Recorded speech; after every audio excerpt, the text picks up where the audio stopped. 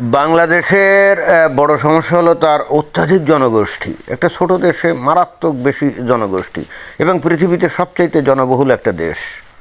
প্রতি বর্গ কিলোমিটারে প্রায় 1250 থেকে 1300 লোক বাস করে, যেটা নাকি পৃথিবীতে কোনো দেশ রাষ্ট্রে বাস করে না, বুঝতে হবে। কিন্তু এর চাইতেও ভয়ঙ্কর সমস্যা হলো এই জনগোষ্ঠীটা তার নিজ যে ধর্ম আছে, যেটাকে সে মনে করে যে একমাত্র সত্য ধর্ম, খাঁটি ধর্ম, ওই ধর্ম সম্পর্কে ন্যূনতম কোনো আইডিয়া না রেখেই সে ভয়ঙ্কর ধর্মান্ধ। এবং এই কারণে বস্তুত বাংলাদেশে পরবর্তী যত সমস্যা আমরা দেখি সবগুলোই কিন্তু সেখান থেকে সূত্রপাত। এখানে যে একটা মহিলাকে দেখা যাচ্ছে, তাই না? দেখেন, দেখলে মনে হবে অত্যন্ত ধার্মিক একটা মহিলা, সেরকম মনে হচ্ছে না। বাট দেখেন, তার কথাবার্তা শুনে স্পষ্টতই বোঝা যায় যে তার নিজ ধর্ম সম্পর্কে তার ন্যূনতম কোনো আইডিয়া নাই, এবং সে দিব্যি তার নিজস্ব ব্যক্তিগত ধ্যান ধারণাকে কিছুটা ইসলাম ধর্মের নামে চালিয়ে সে বাহবা কুড়ানোর চেষ্টা করছে, এবং সেটাও মিডিয়ার সামনে। কি ভয়ঙ্কর অবস্থা, তাই না? কি ভয়ঙ্কর মানসিক দৈন্যতা। তো তার কথা আমরা একটু শুনি। আহমদুল্লাহ যে শুধু ওয়াজে বক্তব্য করে আর তার বিভিন্ন পেজ থেকে সে কি করে মানুষের কাছ থেকে খয়রাত করে বেড়ায়। আহমদুল্লাহ বর্তমানে বাংলাদেশের একজন প্রথিতযশা, একজন বিখ্যাত হুজুর। তো সে দিনরাত 24 ঘন্টা ইসলাম প্রচার করে এবং অনলাইনে তার ইউটিউব আছে, ফেসবুক আছে। তো এখন সে নানা রকম মসজিদ, মাদ্রাসা এগুলো তৈরি করে, তো সেখানে টাকা লাগবে না? তো তাই যদি লাগে তাহলে সে তো অবশ্যই মানুষের কাছে দান খয়রাত চাইবে, তাই না?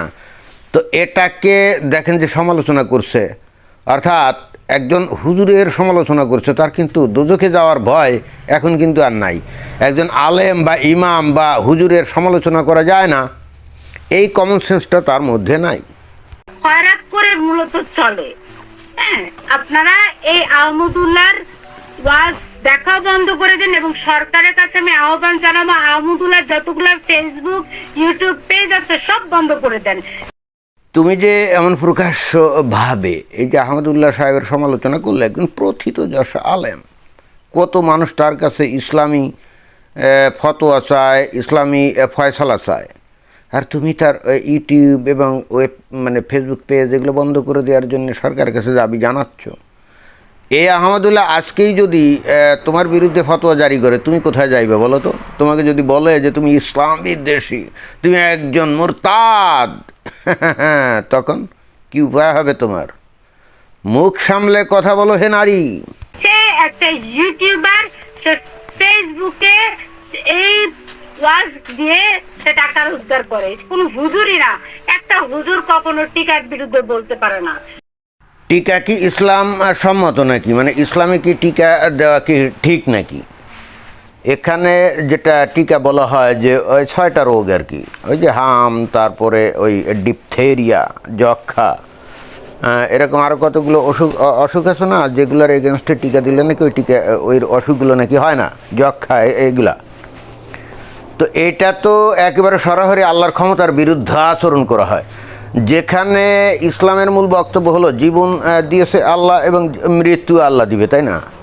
অতএব এবং তার যে ডেস্টিনি ভাগ্য, তার জন্মেরও তো 50,000 বছর লেখা হয়ে আছে, নবীর হাদিস। তো সেখানে সে কিসে মারা যাবে আর কিসে মারা যাবে না সেটা তো আল্লাহ লিখেই দিয়েছে, তাই না? তো এখানে তাহলে এই যে টিকার কী কাম? টিকা তো আল্লাহর বিরুদ্ধে পাল্লা দেওয়ার সামিল। আর তাছাড়া সংক্রামক ব্যাধি বলে কোনো কিছু নাই, এটা নবীর বক্তব্য। সমস্ত রকম হাদিস কিতাবে এই বক্তব্যটা স্পষ্টভাবে আছে যে সেখানে বলা হচ্ছে সংক্রামক অর্থাৎ কন্টেজিয়াস ডিজিজ বলে কোনো কিছু নাই। আপনারা যে কোনো হাদিস কিতাবে চিকিৎসা বলে একটা অধ্যায় আছে, আপনারা সেখানে যাবেন এবং দেখবেন যে এই ধরনের বক্তব্য বিবৃতি আছে।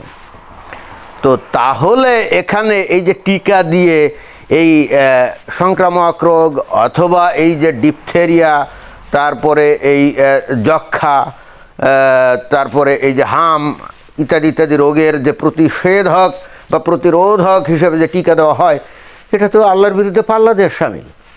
কারণ আল্লাহ যদি কাউকে ডিপথেরিয়া রোগ দেয়, যদি ধনুষ্টঙ্কার রোগ দেয়, যদি যক্ষা রোগ দেয়, যদি হাম দেয়, এখানে টিকা দিয়ে কি তাকে থামানো যাবে? আর যদি কেউ বিশ্বাস করে যে হ্যাঁ টিকা দিয়ে সেটা থামানো যাবে, তাহলে এটা কি আল্লাহর বিরুদ্ধে পাল্লা না? তো একজন হুজুর হিসাবে আহমদুল্লাহ সাহেব কীভাবে টিকার পক্ষে কথা বলতে পারে? সে তো ইসলাম অনুযায়ী কথা বলছে। এখন হে নারী, তুমি হলো মূর্খ, ইসলাম সম্পর্কে you have no any idea. তোমার এত বড় সাহস হয় কি করে তুমি আহমদুল্লাহ সাহেবের বিরুদ্ধে কথা বলো? আজকে সে কি বলেছে? বলেছে যে যদি শরিয়া আইন প্রতিষ্ঠিত করা যায় তাহলে আর কোনো হবে না। এটা আবার কি ধরনের কথা? 7 বছর শরিয়া আইন বলতে কি বুঝান আপনারা? 7 বছর একটা বাচ্চা কেমন বোরকা পরবে?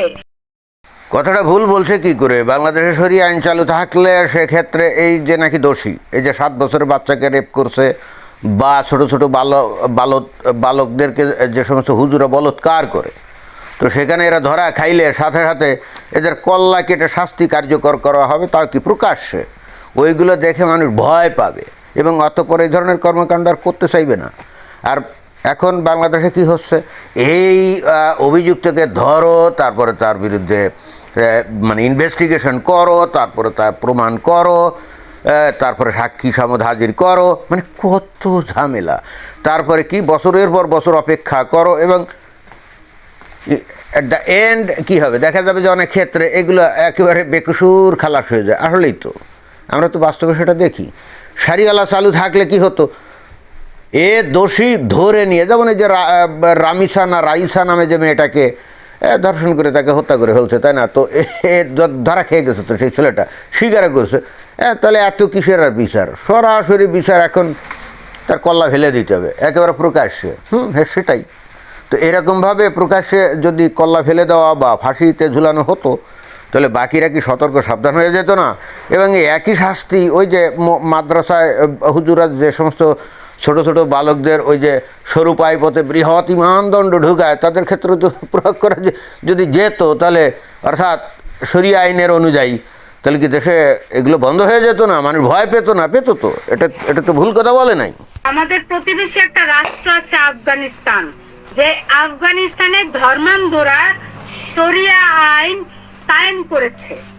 হ্যাঁ, শরিয়া আইন সেখানে কায়েম করেছে। তো তাদের দেশের শরিয়া আইন কি? তাদের দেশের শরিয়া আইন হলো যে পুরুষরা মহিলাদেরকে হাড় না ভাঙা পর্যন্ত মারতে থাকবে। তো এইটা কি ইসলাম বিরোধী নাকি? এটা কি শরিয়া বিরোধী নাকি? উল্টাপাল্টা কথাবার্তা বলে। দেখছেন যে আমি বলছিলাম না যে ইসলাম সম্পর্কে ন্যূনতম কোনো আইডিয়া না রেখে ভয়ঙ্কর ধার্মিক। তো ইসলামের বিধানও তো তাই, যে নারীদেরকে যদি কথাবার্তা না শোনে তাহলে হাড্ডি ভাঙ্গা আগ পর্যন্ত তাকে পিটানো যাবে। এবং এটা তো কোরআনেও আছে, হাদিসে যেমন আছে কোরআনেও আছে। ওই যে সূরা নিসার 34 নম্বর আয়াতে থেকে পরিষ্কারভাবে বলা আছে না, যে পুরুষরা নারীদের উপরে কর্তৃত্বশীল এই কারণে যে তারা তাদের সম্পদ থেকে নারীদের ভরণ পোষণ করে থাকে। তবে যদি কোনো নারীর মধ্যে অবাধ্যতার চিহ্ন দেখতে পাও, তাহলে প্রথমে তাদের সাথে কথা বন্ধ করো, তারপরে তাদের সাথে শয়ন বন্ধ করো। তাতেও যদি তারা লাইনে না আসে, তাহলে তাদেরকে প্রহার করো। হ্যাঁ, প্রহার করো। এখানে অবশ্যই বলে নাই যে এখানে হাড্ডি ভাঙ্গা পর্যন্ত প্রহার করো অথবা হাড্ডি ভাঙ্গা না পর্যন্ত প্রহার করো, না, এগুলো বলে নাই। বাট প্রহার করো বলছে। তো সেক্ষেত্রে হয়তো হুজুরা একটু এটাকে একটু মানবিক দেখানোর জন্য বলছে যে হাড্ডি ভাঙ্গা না পর্যন্ত প্রহার করো। তো এটা তো আল্লাহর বিধান। এই যে তুমি এখানে এই যে হিজাব পরে এখানে নিজেকেই তো ধার্মিক দেখাচ্ছ, অথচ ইসলাম সম্পর্কে তো তোমার কোনো আইডিয়া নেই। নিজের মন গড়া কথাবার্তা দিয়ে তুমি ইসলামের সমালোচনা করছো। আমি এখনও জানি না বাংলাদেশের হুজুররা কি এই নারীর বিরুদ্ধে কি কোনো কিছু করবে না, নাকি এত ভয়ঙ্কর রকমভাবে ইসলাম বিরোধী, ইসলাম বিদ্বেষী।